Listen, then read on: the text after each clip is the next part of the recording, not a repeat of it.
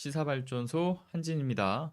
정말 충격적인 이야기이기도 합니다. 자, 윤석열 정부가 지금 나서서 대법원 전원합의체에서 판단된 강제징용 배상 판결과 관련해 일본 기업의 배상 문제를 대신 해결해 주겠다, 뭐 이런 식으로 지금 나선 소식이 전해졌어요. 특히 일본 기업들이 배상을 하지 않겠다고 버티기에 들어가 있던 상황에서 법원이 일본 기업 강제 매각을 통해서 현금화한 어떤 금액을 이 배상으로 할 수 있게끔 그 결정을 했던 것인데, 이에 대해서 윤석열 정부 일본 기업들이 재산을 강제 매각해 배상하는 방식을 막아 세워주기 위해서 지금 움직였다, 가장 좀 충격적인 소식이 좀 전해졌습니다. 자, 일본 정부의 법무법인을 자처하겠다라는 것, 그와 다를 바 없는 이야기인 거죠. 대법원 판결까지 뒤집겠다라고 하는 대단히 월권적이고 위헌적인 행위를 정부가 일삼겠다, 뭐 이런 것으로 보입니다. 관련된 내용 서울신문에 지극히 일본 정부의 입장에서 편향된 기사를 좀 함께 보도록 하죠. 함께 보겠습니다.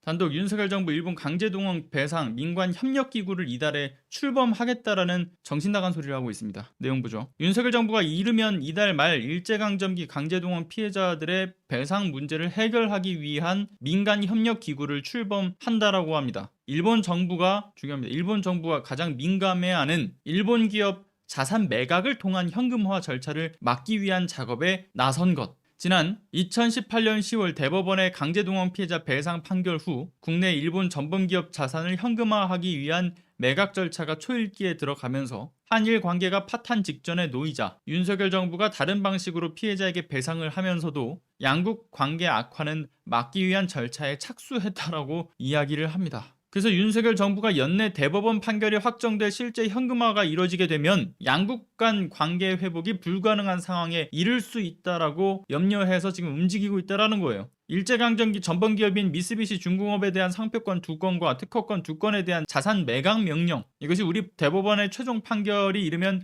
올 가을에 이뤄지는데, 지금 윤석열 정부는 나서서 이거를 막아 세우겠다라는 입장을 공식화하고 있는 것인 거죠.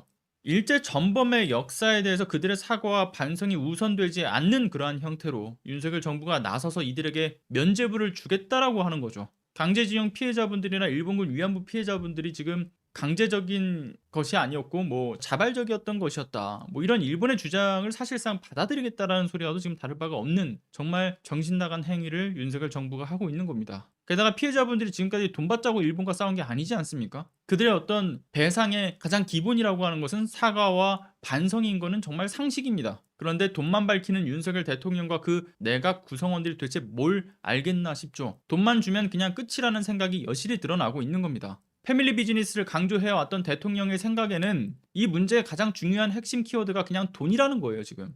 그런데 또 다른 서울신문의 기사 내용도 함께 보도록 하죠. 이 기사는 더 충격적입니다. 물론 같은 기자가 쓴 내용입니다. 함께 보시죠. 자, 관련된 내용 보면요, 일본 정부의 반발 속에 이 문제는 문재인 정부에서 4년 가까이 방치됐다라는 식으로 이야기를 합니다. 그러니까 강제징용 피해자분들과 일본군 위안부 피해자분들의 이 이야기가 마치 우리 정부에서 문제를 일으켜가지고 생긴 문제라고 하는 것으로 지금 이야기하고 있는 내용의 기사인 거죠. 그래서 문재인 정부의 피해자 중심주의에 가려져 누구도 이 문제를 다루지 않았고, 그렇게 시간이 흘러 이제는 피할 수 없는 국면에 이르렀다라는, 상당히 일본 정부의 입장에서, 일본 극우 집단의 입장에서 기사를 써 내려가고 있습니다. 일본 전범기업의 자산 압류를 막으면 양국 관계 개선에 물꼬를 틀 수 있다라는 이야기를 하고 있죠. 이번 기구 출범으로 해법을 찾으면 앞으로 일본 정부가 한일 관계 악화의 책임을 더 이상 한국 정부에 돌리기도 어렵게 된다. 와, 그냥 지금 대놓고 한국이 을, 일본 정부가 갑으로 작성된 기사입니다. 자, 도쿄 김진아 특파원 이름 좀 기억해야 될 것 같습니다. 자, 다른 사람들 뭐 이렇게 기자가 누구다 뭐 하다 이런 얘기를 잘 안 하는데,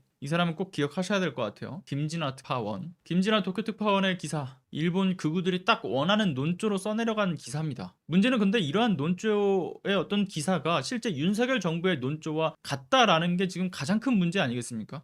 자, 심지어 지난번에 제가 이런 기사를 한번 보여드린 적이 있었어요. 정부 한일 과거사 해법으로 문희상한 부상. 윤석열 정부의 한일 과거사 해법으로 이제 문희상한이 떠오르고 있다라는 식의 보도가 있기도 했던 건데, 참고로 이 내용도 우리나라 어떤 기업과 일본 기업 그리고 국민들의 어떤 자발적인 모금을 통해서 일제 강제동원 피해자분들과 어떤 일본군 위안부 피해자분들에 대한 위로금 차원의 배상도 아니라 보상을 지급하는 방식을 택하려고 한다라는 이야기였어요. 그게 윤석열 정부에서의 기조라고 이야기했던 것이죠. 조선일보가 이야기했던 겁니다. 그러니까 애초에 불법적인 행위로 인해서 발생한 손해에 대해서 이를 어떤 갚는 행위를 배상이라고 합니다. 불법적인 행위에 대한 손해를 갚는 행위가 배상인 거죠. 근데 지금 이들은 마치 적법한 행위로 인해서 발생한 손실로 법에서 그 의미가 쓰이고 있는 보상이라는 의미를 사용하는 것 그 자체만으로도 우리가 눈여겨봐야 될 부분인 겁니다.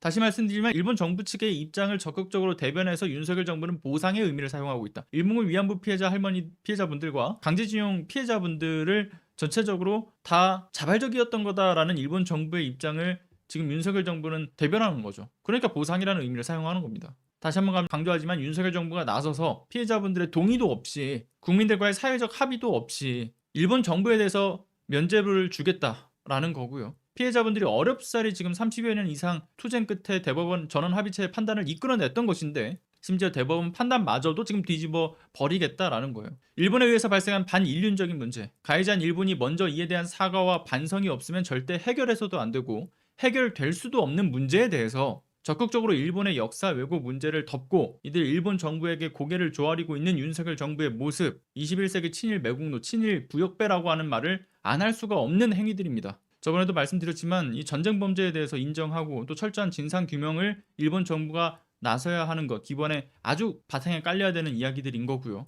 무엇보다 일본 학교 교육 전반에서 삭제되고 왜곡되고 있는 자신들 범죄의 진실에 대한 확실한 기록, 이 기록을 통해서 후세대에 대해서도 전쟁 범죄의 참상을 알려야 하는 것, 이것도 기반에 깔려야 되고, 더 나아가서 국제사회가 모두 알 수 있도록 일본 의회 결의를 통해서 공식적인 사과를 해야 합니다. 책임자에 대한 응당한 처벌은 정말 당연한 거고요. 그리고 법적인 보상이 아니라 정확한 의미로 배상이 이뤄져야 하는 거, 이런 것이 선행되지 않고서는 해결될 수 없는 문제임을 다시 한번 강조하면서요. 친일 매국 행위를 일삼고 있는 윤석열 정부의 행위에 대해서 강력히 규탄한다는 말씀 드리면서 마치겠습니다. 감사합니다.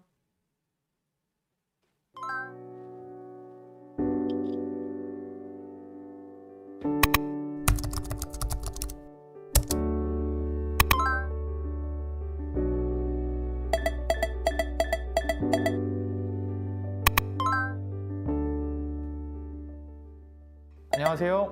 시사발전소 소장 한지입니다. 시사발전소는 진실을 찾는 민주언론으로서의 역할을 다하기 위해서 다양한 방법으로 활동을 이어나가고 있습니다.